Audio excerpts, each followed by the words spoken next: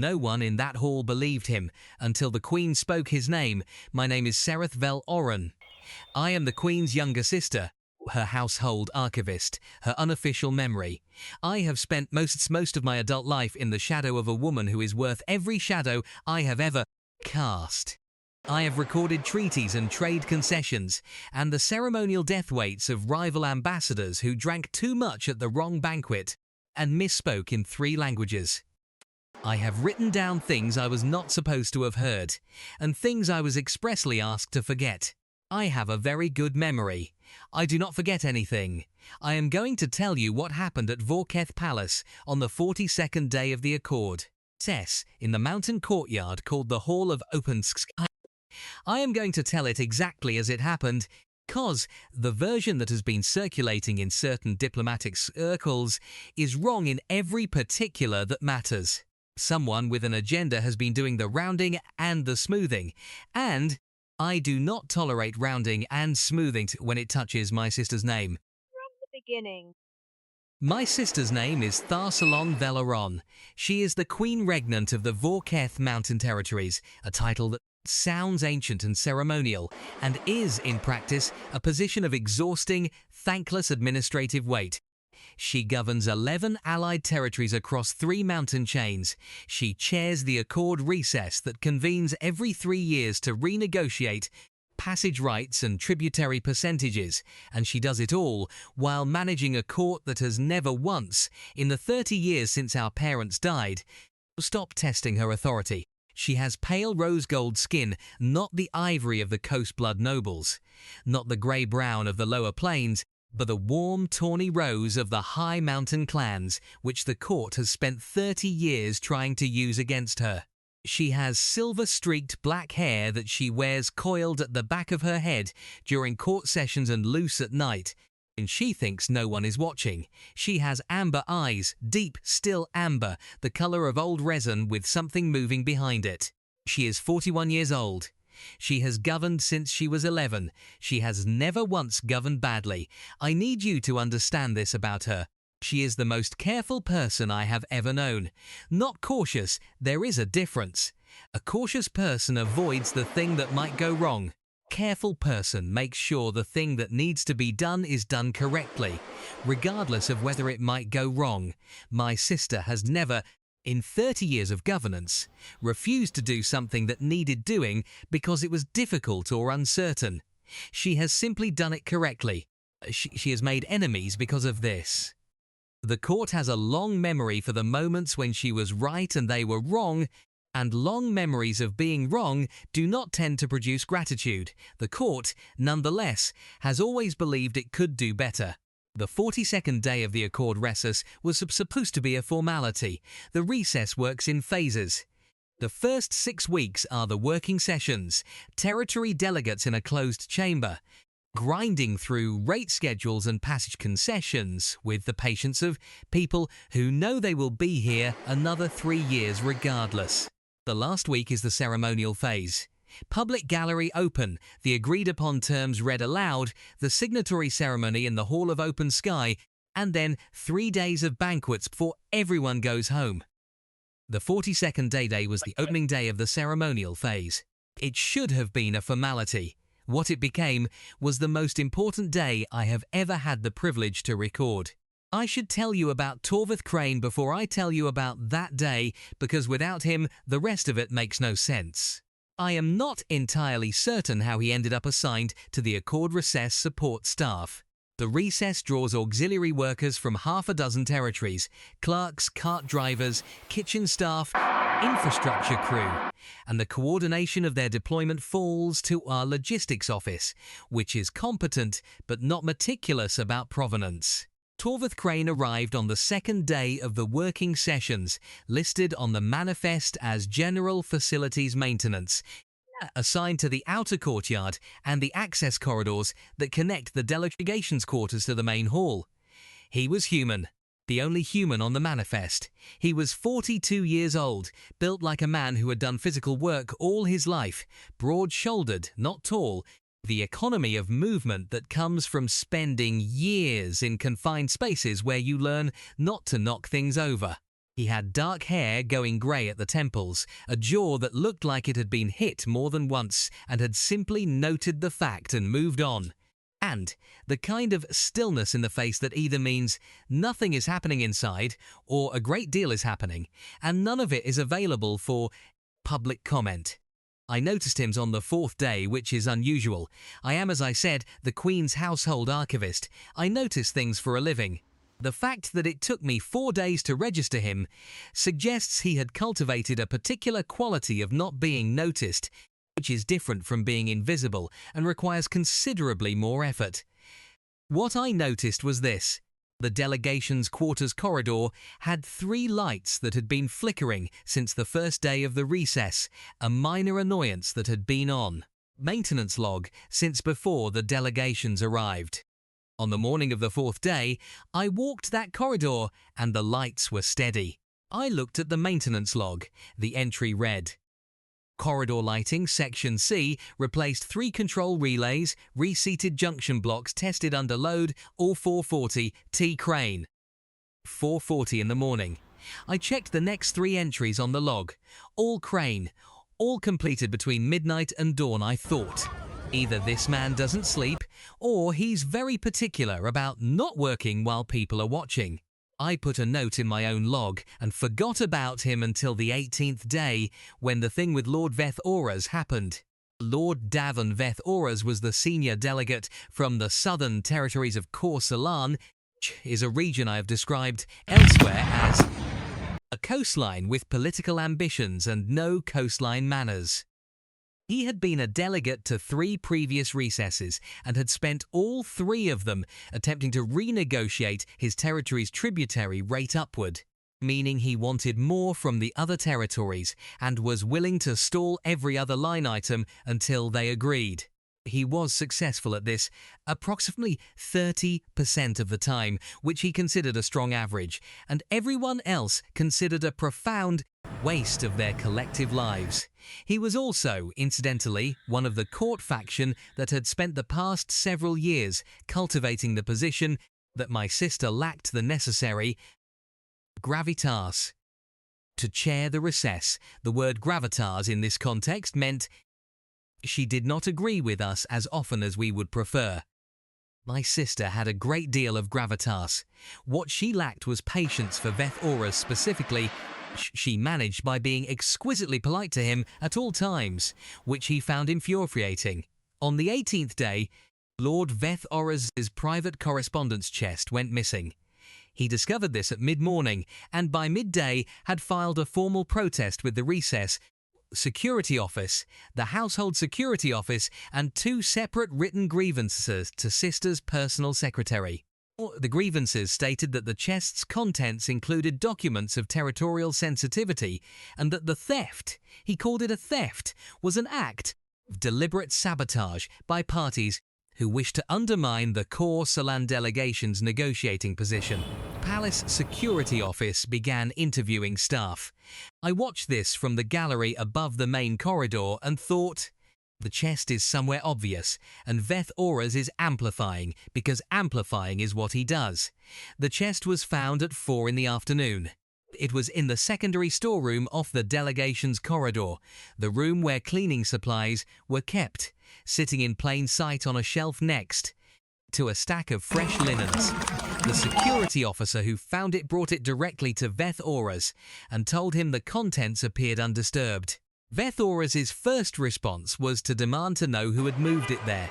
His second response, when the investigation determined that the chest had most likely been moved accidentally during a linen restocking and had been logged and set aside by the maintenance worker who found it, who had not opened it, had noted it in the incident log within 10 minutes of finding it, and had secured the room, was to insist that this account was insufficient. The maintenance worker who had found and logged the chest was Torvath Crane. Veth Auras filed a supplementary grievance stating that the human facilities worker had handled restricted correspondence and should be removed from the recess grounds pending a full inquiry. My sister reviewed the grievance, reviewed the incident log entry, reviewed the security timeline, and denied the removal request on the grounds that the log entry was comprehensive, the room had been secured, and there was no evidence the chest had been tampered with. She added, in the formal response, a single line: "The incident log entry of maintenance worker T. Crane meets and exceeds the documentation standard required by Protocol 9 of the Accord Security. Appendix, the matter is resolved." I read that response, and then I went and found the incident log entry Torvald Crane had written. It was 3 paragraphs.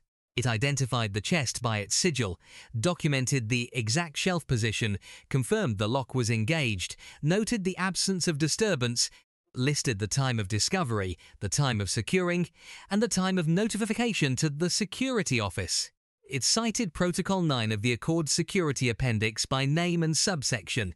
He had cited the protocol correctly. I went back to my desk and wrote in my own log: Crane T. Facilities Maintenance. Note knows the Accord Security Appendix. I did not speak to him until the 27th day. I was working late in the Eastern Archive Room, which is down a service corridor that almost no one except facilities staff and archivists use after the 8th hour. Corridor light outside the archive room was flickering again. A different one, a junction further down the passage. I had been trying to ignore it for 2 hours. At some point past the 9th hour, the flickering stopped. 3 minutes later, someone knocked on the archive room door. I said yes. The door opened and Torvald Crane looked in. He had a service kit on his belt and a light tester in one hand and the calm, unhurried expression of a man who has just fixed something and is mildly pleased with the result. He looked at me. He looked at the stacks of document cases on the table. He said, "The junction out there was starting to arc. I replaced it before it got worse. You've got a heat-sensitive document collection in here, so I wanted to let you know it's done." I looked at him. He had said, "heat-sensitive document collection," as though he had read the archive room classification, which was posted on the door in a script that was small enough that most people walked past it without registering what it said. I said, "You read the door classification?" He said, "I read everything posted on the doors of rooms I'm working near. If there was a reason to be careful about something, I'd rather know before I've already done the thing I should have been careful about." I said, "That is a very reasonable approach." He said, "Keeps things from going wrong." I said, "How long have you been on the maintenance staff?" He said, "This posting, about 4 weeks. For this, I was at the Saran Transit Station doing the same thing. Before that, the Velora's Lowland Bridge Depot." He said it without any particular weight, just a list of places, the way you list places when they are simply where you have been. I said, "Velora's Lowland Bridge Depot, that's in Corsalan territory." He said, "It was I left before the current contract cycle." I said, "Vethor Auraz's territory." He looked at me for a moment with the stillness I had already noted. He said yes. I said, "Is there a reason you left before the contract cycle?" He said, "The posting was reassigned when a new depot supervisor came in. New supervisors usually bring their own staff." I said, "I see." He nodded once, picked up his service kit and said, "I'll let you get back to your work. The junction's good. It should hold for the rest of the recess." He left. I sat there for a while with the silence of the archive room around me, and the neat stack of document cases on the table, and the light outside the Yorst door, no longer flickering, steady. There is a particular quality to the silence of a room after someone leaves it who had not previously occupied your attention. You become aware of the space they left behind. It is not large or notable. It is simply the fact that there had been a person there, now there wasn't, and the room knew the difference. I thought about the way he had said, "I read everything posted on the doors of rooms I'm working near." Not as a boast, not as a claim to competence, as a simple description of a practice that had become second nature because it prevented problems bored before they happened. I thought about the incident log entry I had read, the precise Protocol 9 citing account of a found correspondence chest that most maintenance workers would have either ignored or mentioned verbally and never written down. I thought about the route table discussion I had not yet had with him and was not yet sure how to begin. The East Archive Room at Vorketh Palace contains approximately 3,000 years of documented territorial records. The oldest sections are on the far walls in sealed stone cases, climate-controlled, the air in them dry and faintly mineral. The newer sections are the ones I work in daily, the past 2 centuries of recess records, the tributary accounts, the route tables, the signed instruments. I had been working in the newer sections for 20 years. I knew where everything was. I knew what it meant. I was beginning to suspect was that something in those records had been changed, and that the change had been made carefully enough that the only trace of the original was here in this room, in documents that only my staff and my sister's security office were authorized to consult. I wrote in my log, Crane T, formerly employed Velorus Lowland Bridge Depot, Corsalan Territory, reassigned when Velorus's man came in. Note this. Then I wrote, check route tables, previous session, Corsalan passage records. Tonight, I want to be precise about what happened on the 39th day, because the 39th day is where the story really starts, and I want you to understand exactly what was at stake. 3 days before the opening of the ceremonial phase, a document arrived at the Recess Security Office from a courier marked with the Corsalan Territorial Seal. The document was a formal deposition. A sworn account from 2 Corsalan Trade House senior clerks, stating that a human male matching the description of maintenance worker T. Crane had, approximately 4 months prior, been implicated in the theft of proprietary transit route documentation from the Velorus Lowland Bridge Depot. The deposition stated that the matter had been resolved internally, that the human worker had been removed from the posting, and that no formal charges had been filed because the documentation had ultimately been recovered.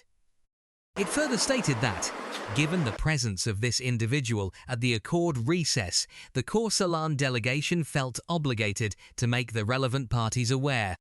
The deposition arrived on the 39th day. The ceremonial phase began on the 42nd day.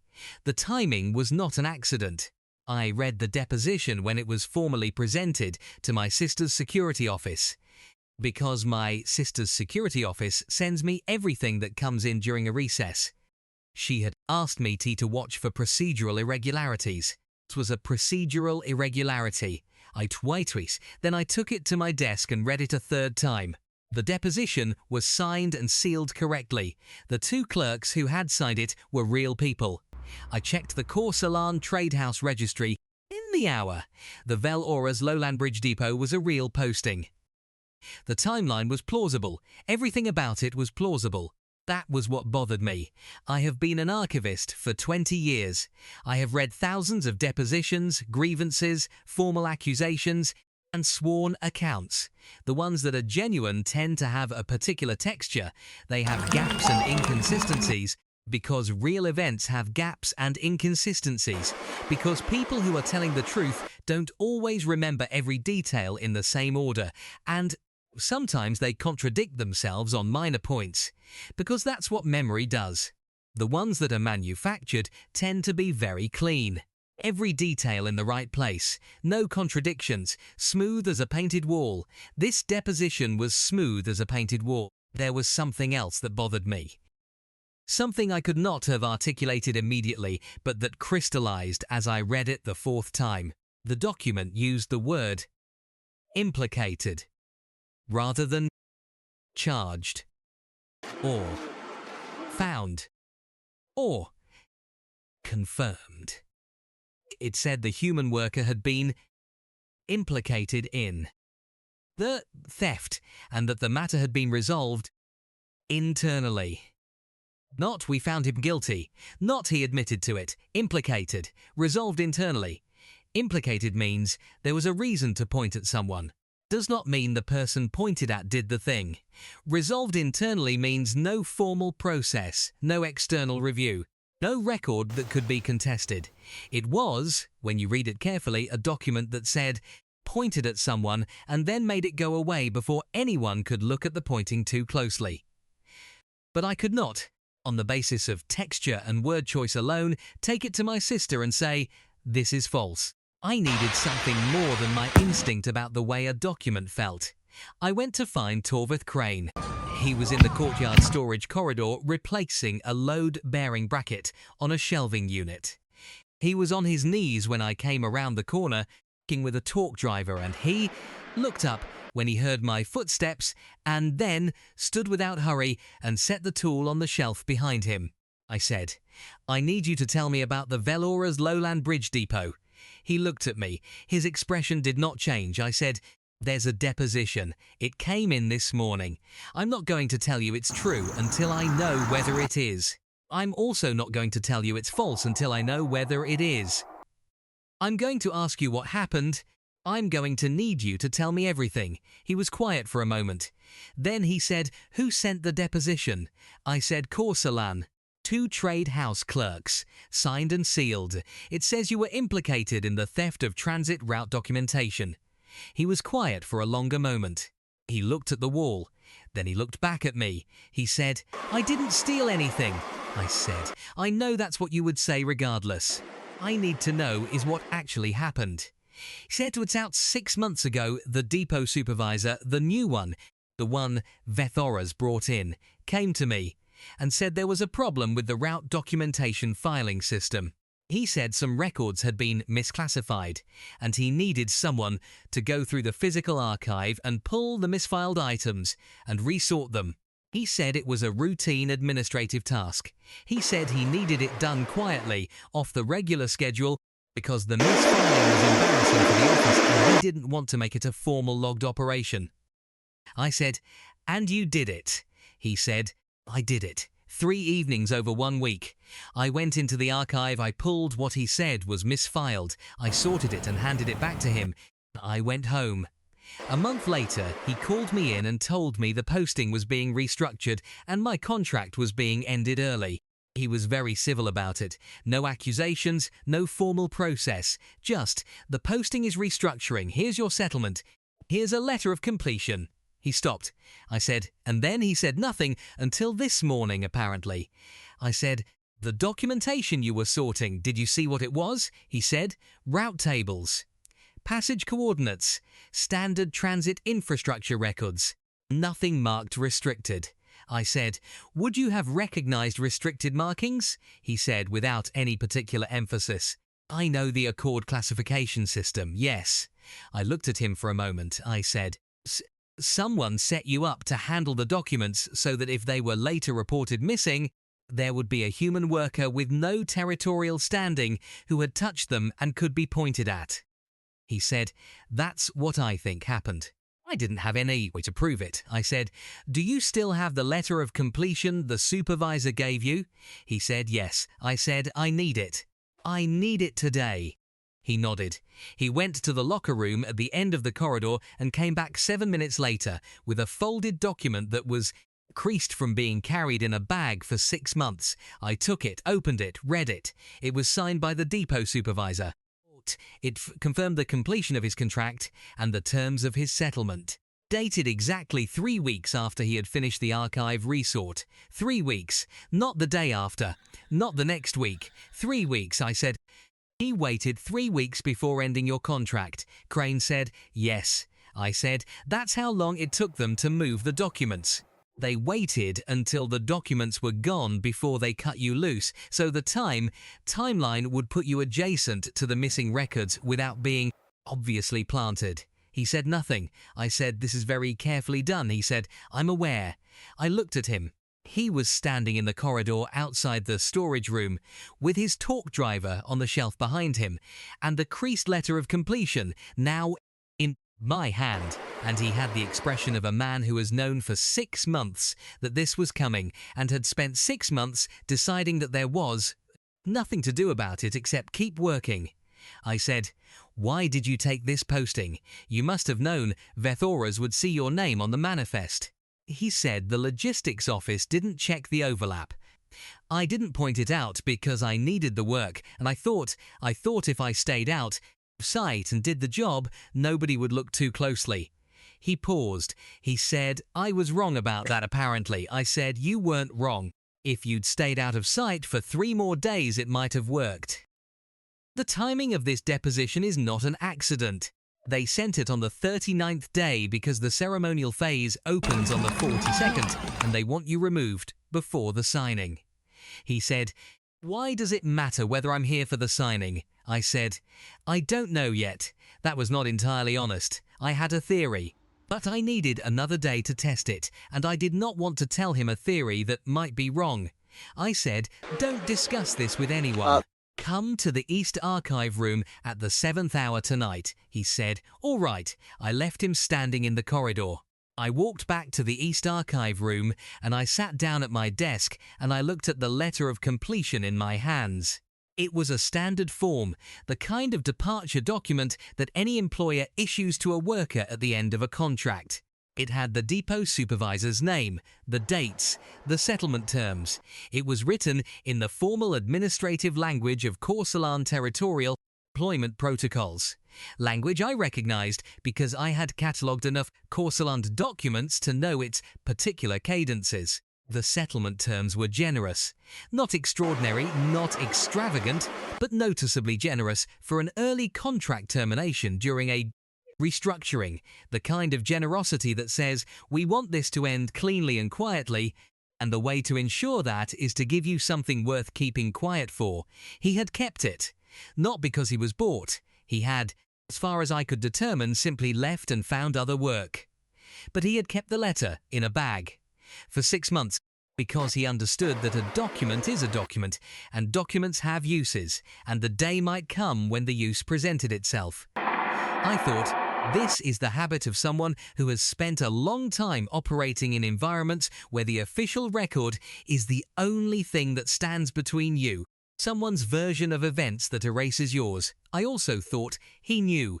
Not the full shape of it, not the route tables, not the accord discrepancy, not the full architecture of what had been built around him. But he had understood that what happened at the depot was not what he had been told it was. He had held the one document that might matter and waited for the day it became relevant. 6 months of waiting, 6 months of other postings, other corridors, other junction boxes and load-bearing brackets, then a logistics manifest that had his name on it, and a recess that nobody had bothered to scrub him from because why would they? He was a human maintenance worker, and maintenance workers don't come to the signing ceremony. Except that this one had been asked to handle the documents that would prove the ceremony's route tables were wrong. I folded the letter carefully along its original creases and set it in the document case I was compiling for my sister. Then I went back to the route table archive and started checking. I spent the rest of the 39th day and all of the 40th in the archive. What I was looking for was a discrepancy in the Corsalan delegation's position across the 2 most recent recess cycles. Specifically, whether there was a difference between the passage route agreements they had signed and the route tables currently on file with the Accord Registry. There was. It was small, subtle. The kind of difference that would only matter if someone were routing high-tonnage freight through a mountain pass. That was technically outside the agreed passage boundary. A difference that would amount to, over 3 years of heavy freight traffic, a significant underpayment in tributary fees. The route tables that Torvald Crane had been asked to resort were the tables that documented this discrepancy. The deposition against him had been filed 3 days before the ceremonial signing, because the ceremonial signing included a review and reaffirmation of the route table records, and someone needed a reason to discredit anyone who might testify to having handled those records. Specifically, they needed to be able to say, if the discrepancy came to light, that the only person who had touched those records was a human maintenance worker with a theft accusation against him. I wrote all of this out in a clean document, 7 pages, sources cited at the bottom of every claim. I sat with it for an hour and read it 3 times, checking every link in the chain. Then I took it to my sister, Tharsalar, listened without interrupting, which is how she listens when something matters. She sat behind her desk with her hands folded on the surface and her amber eyes on my face, and she let me talk for 40 minutes. I finished, she was quiet for a long time. She said, "The route table discrepancy." I said, "Yes." She said, "How large?" I said, "Across 3 years of documented freight traffic, approximately 14% of the projected tributary obligation for Corsalan's Mountain pass usage. In absolute terms," I told her the number. She was quiet again. She said, "This has been going on for 3 years." I said, "Since the last signing." The route tables were modified before they were submitted to the Accord registry. The original tables, the ones that accurately reflect the signed agreement, are the ones Crane was asked to sort and hand back to the supervisor.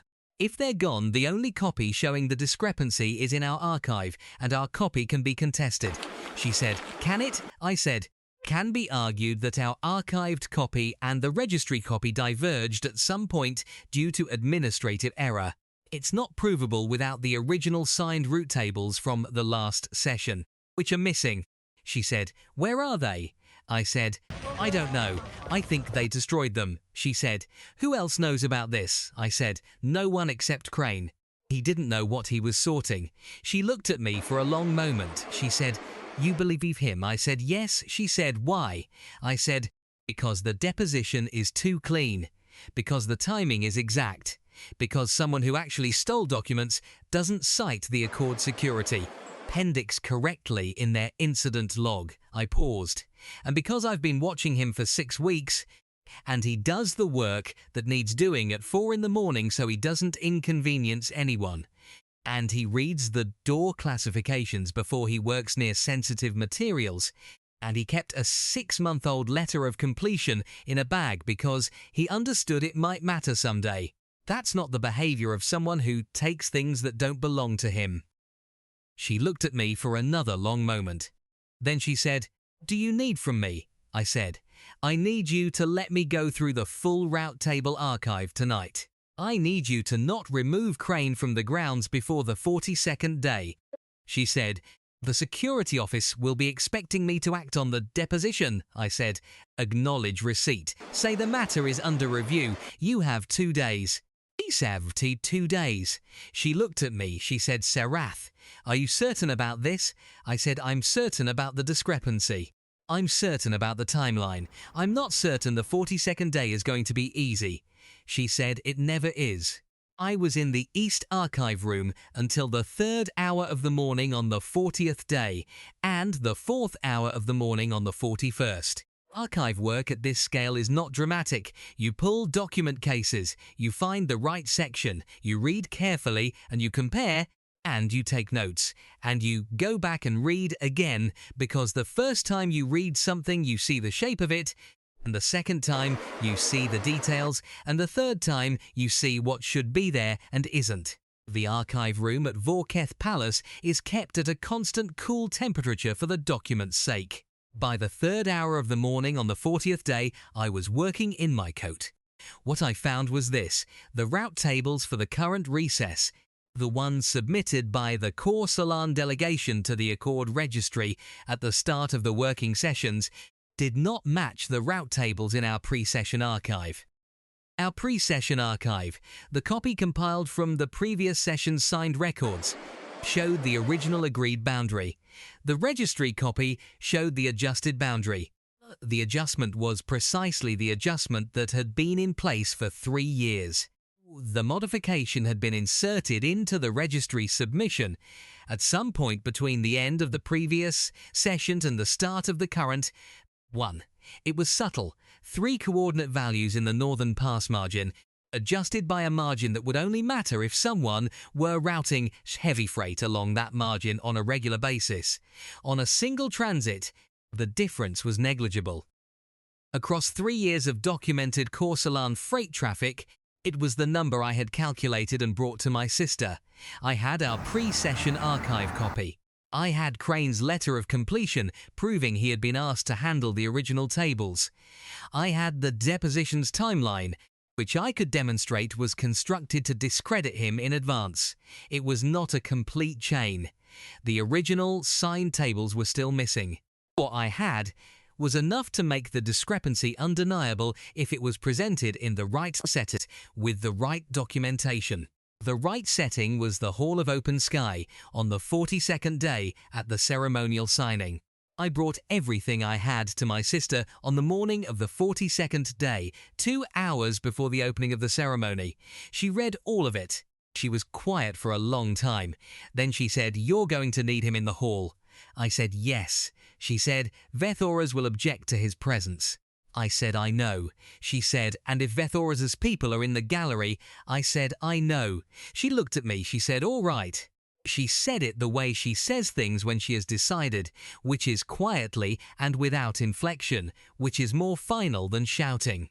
Hall of Open Sky at Vorketh Palace is not, despite its name, entirely open.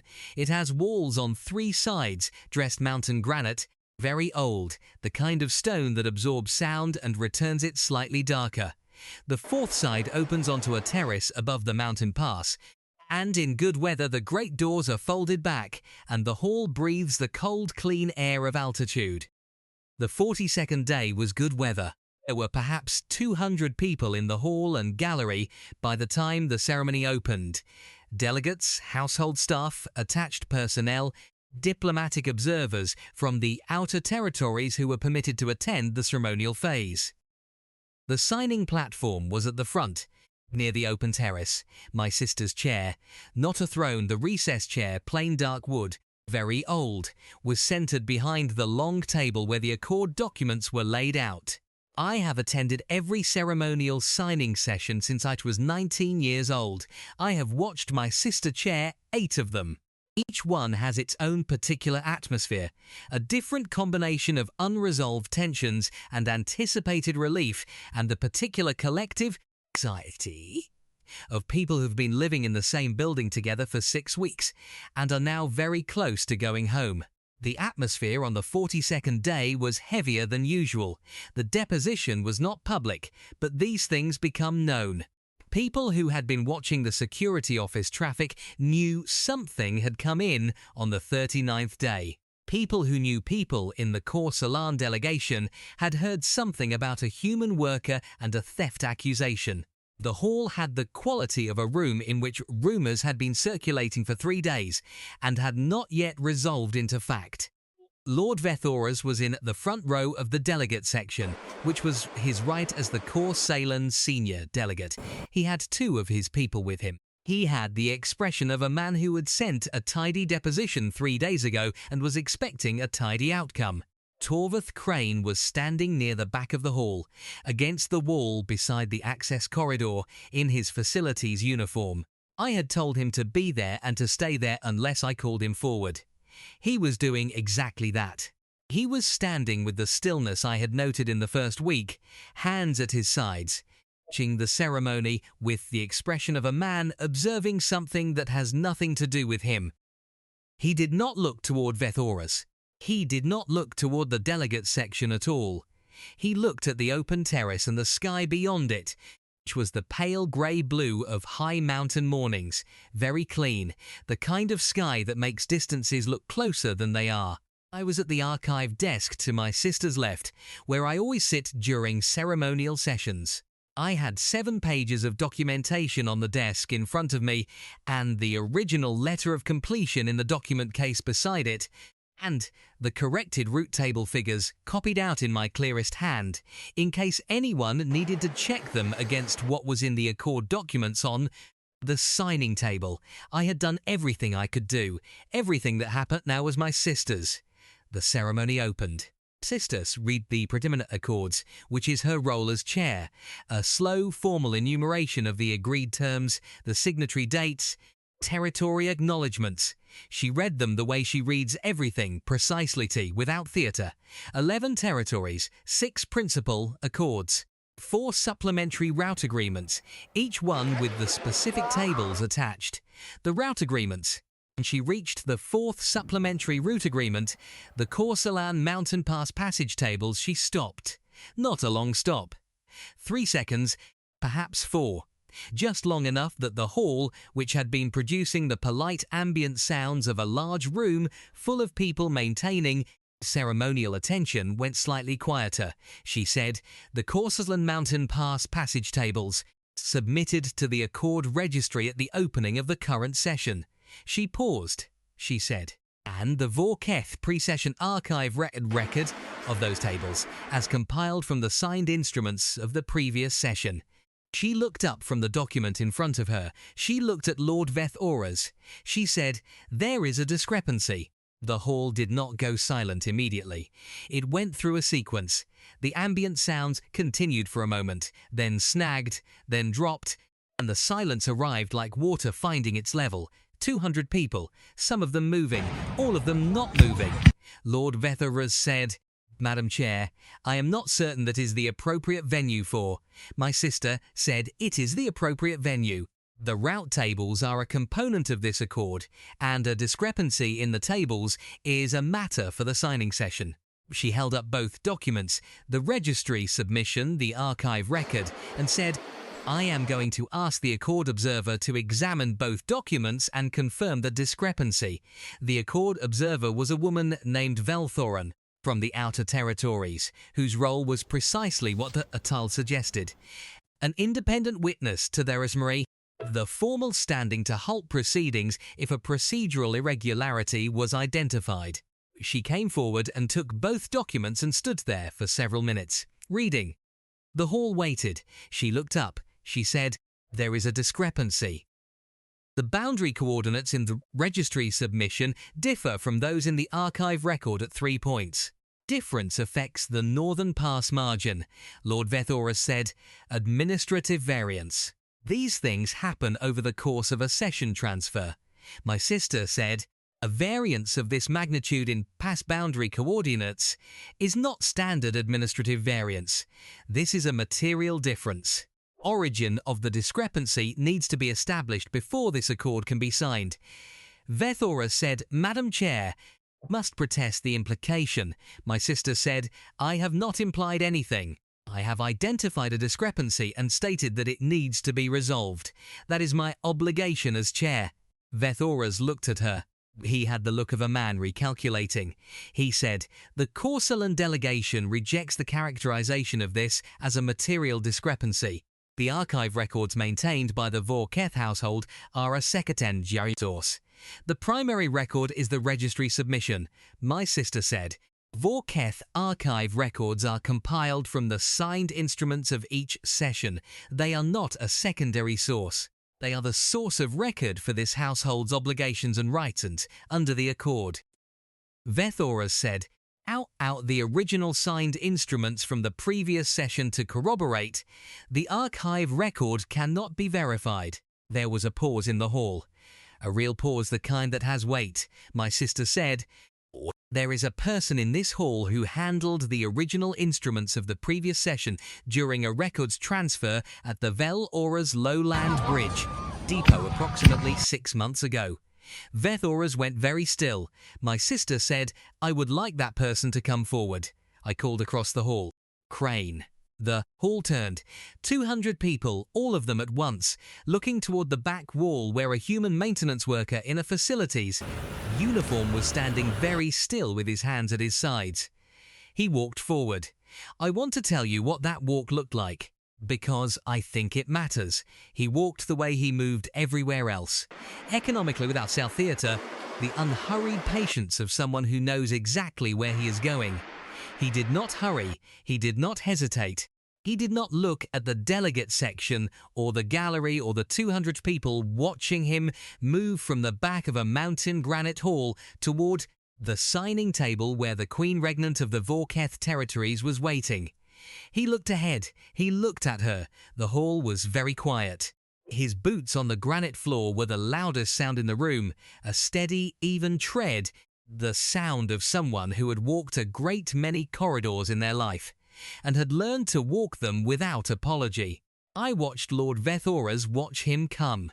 Vethoras's expression had shifted from the confidence of a man expecting a tidy outcome into something more careful, more calculating. He was watching the walk and understanding what it meant that a maintenance worker was being called forward by name in the middle of a ceremonial signing session.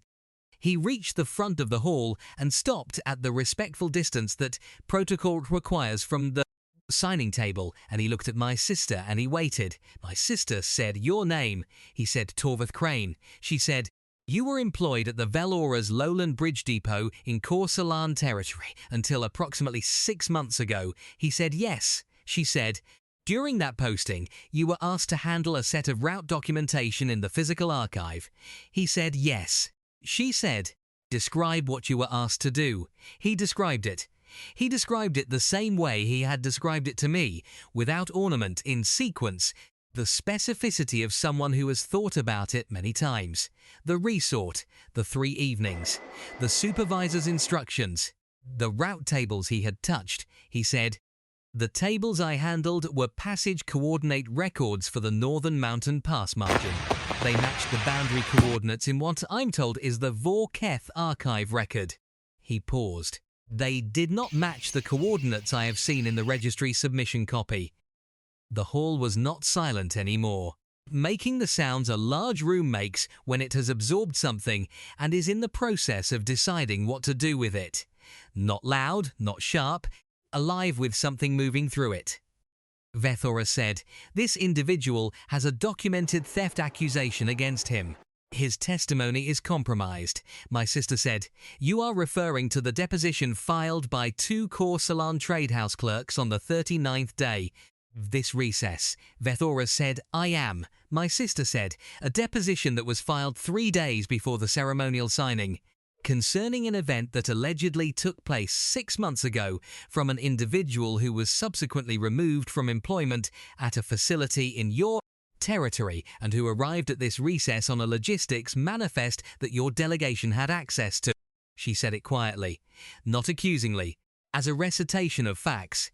Vethora said, "The timing of the deposition is not." My sister said, "Lord Vethoras, I have the letter of completion issued to this worker by your depot supervisor, dated 3 weeks after the archive work he has described. If your depot supervisor believed a theft had occurred, the standard protocol is immediate removal. 3 weeks is not immediate." She held up the letter. "I also have the incident log entry this worker filed on the 18th day of this recess, in which he correctly cited Protocol 9 of the Accord Security Appendix. I would note that Protocol 9 is not commonly known outside of people who have studied the Accord documentation in detail." She let that sit. She said, "I am not making a finding at this time. I am identifying the materials that will be submitted to the Accord arbitration body for a full review of the route table discrepancy and the circumstances of the deposition filed on the 39th day." Vethoras said nothing. My sister looked at him for a moment. Then she looked at Torveth Crane. She said, "Your name again." He said, "Torveth Crane." She said it again, not as a question, as a statement. She said, "Torveth Crane," and something happened in the way she said it. The second time, the way the name sat in the air of the hall, the way 200 people heard a queen say a maintenance worker's name in the same voice she used when she was stating a matter of record that she intended to put in writing and make permanent, and the hall was completely, utterly silent. Not the silence of a room that has been shocked, the silence of a room that has understood something. She said, "You are to remain on the recess grounds as a witness for the arbitration body." He said, "Yes." She said, "Thank you for your accuracy." He said, "I try to be accurate." She looked at him for one more moment, not long, 4 seconds, the amber eyes steady, and then she looked back at the hall. She said, "The signing session will recess for 48 hours pending referral to the arbitration body. All parties are to remain available for consultation. The route table discrepancy and the related deposition are now formally under review." She stood. The ceremony was over. I should tell you what happened after. The short version. The arbitration body reviewed the materials over the next 8 days. The route table discrepancy was confirmed. The depot supervisor in Corsalan, when interviewed, attempted to maintain that the modification had been an administrative error, but the modification was so specific and so consistent in its application that the arbitration body declined to accept that account.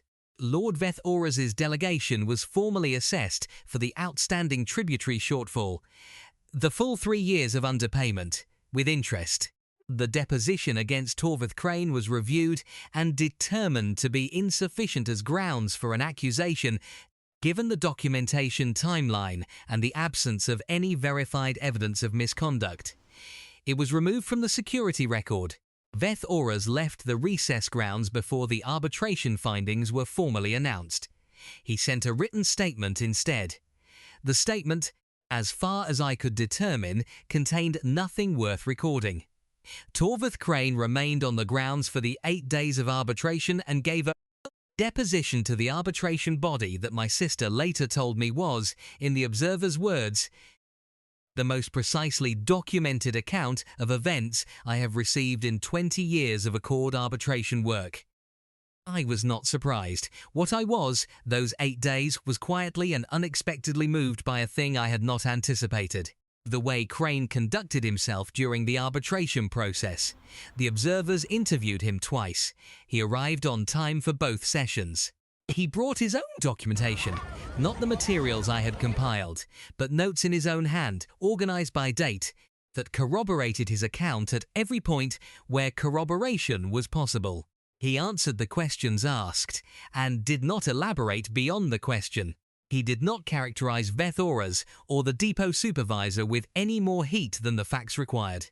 He did not, at any point in 8 days of arbitration, appear to consider himself anything other than a witness to something that had happened and needed to be correctly recorded. When I told my sister about this afterwards, she said, "He's been accurate his whole life. He just usually wasn't the one being looked at." She said it with the particular quality of attention she reserves for people she is thinking about. I noted that too. The signing session reconvened on the 51st day. The corrected route tables were used. I spoke to him once more before he left. It was the evening of the 51st day after the signing. The terrace above the mountain pass was empty by then. Everyone else had gone inside to the banquet, which was loud and warm and full of the complicated relief of people who have just done a difficult thing and are glad it is done. I was not in the banquet. I was on the terrace with a cup of Velsoth tea and the cold, clean air of the mountain at night. The Velsoth was from my sister's kitchen, a blend from the northern foothills, very dark, slightly bitter in the way that high-altitude herbs tend to be. My sister and I have been drinking it since we were children. She takes it plain. I take it with one measure of pressed honey, which she considers a capitulation to sweetness, and I consider a reasonable accommodation for the fact that some things are very bitter, and you don't have to accept that without adjusting. Crane was on the terrace with his service kit, re-securing a railing bracket that had worked loose during the day's traffic. I said, "You don't have to keep working. The recess is over." He said, "Bracket is loose. Someone could catch their sleeve on it." He finished what he was doing, tested the bracket, set down the wrench and stood up. He looked out at the pass below the terrace. The long dark drop of the mountain, the lights of the lower settlements very far away. He said, "Is she all right?" I said, "My sister." He said, "Yes." I said, "She's fine. She's in the banquet. She will be in there for another 3 hours at minimum." Accepting congratulations and being diplomatically gracious to people she would much rather not be diplomatic with, because that is the work. He said, "She does it well." I said, "She does it very well." He was quiet for a moment. Then he said, "She didn't have to say my name like that." I said, "No, she didn't." He said she could have just said, "Witness retained. Matter referred." She didn't need to say it the way she said it. I said, "I know." He said, "Why did she?" I looked at him. There was a long way to answer that question. I could have talked about the political calculus, the deliberate public statement that the deposition had been seen through, the message to Veth Auras and everyone watching that Thar-Salon Vel-Oron was not a chair who would let a planted accusation pass without naming it out loud. That would have been a true answer. But it was not the whole answer. I said, "Because you had your name on a deposition that called you a thief, and you were standing in a hall with 200 people who had just read it, and she wanted them to understand that she knew the difference." He was quiet. I said, "She says names the way she means them." When she says a name like that, it means this person is here, this person is real, and I am telling you who they are. It's the most she can give someone in a public setting. She gave it to you. He looked out at the mountain for a while without saying anything. The lower settlement lights were very small and very steady below us. The air was cold enough that my breath was slightly visible.